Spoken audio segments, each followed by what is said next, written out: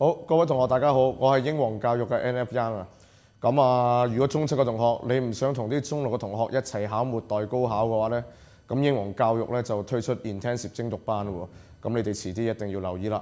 咁或者我講翻我嗰兩科先啦嚇。咁我負責教 Maths and Science 數統啦，同埋 Applied Maths 嘅應用數學科啦。咁同Maths and Science 嘅同學要講聲先。咁遲啲咧精讀班咧中七咧會開兩個課程嘅，一個係 Plan A 嘅數學微積分部分嘅課程。另外咧，第二個課程就係 Plan B 嘅統計學及概率部分嘅課程啦。咁每個課程都係為期8堂。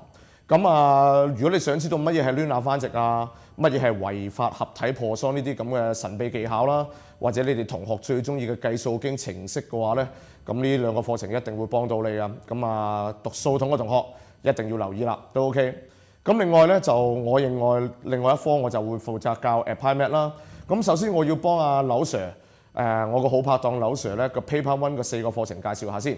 咁佢開個4個課程咧，各位讀 A Level Applied Maths嘅同學一定要留意啦，因為佢開呢4個課程咧，夜晚嘅 regular 嘅常規班咧係冇教過嘅，亦都喺遲啲嘅課程亦都唔會再教嘅。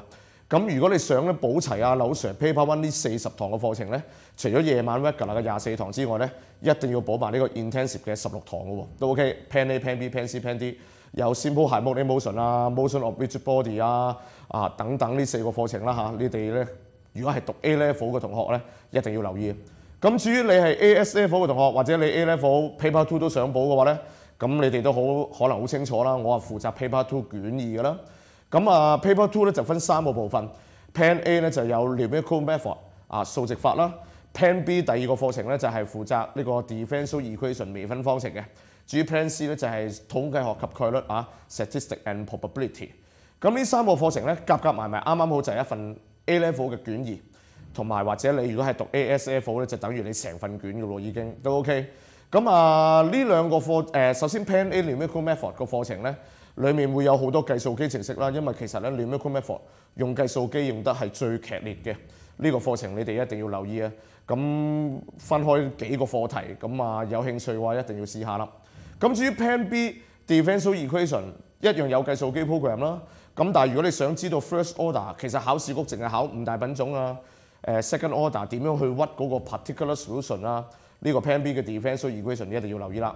至於第3個課程嗰個 Statistics and Probability 呢個統計學及概率咧，其實實就係我等於而家我 Applied Maths 嘅常規班。咁好多同學都知啦嚇，雖然我今年開 video， 但係一樣啲班都爆晒。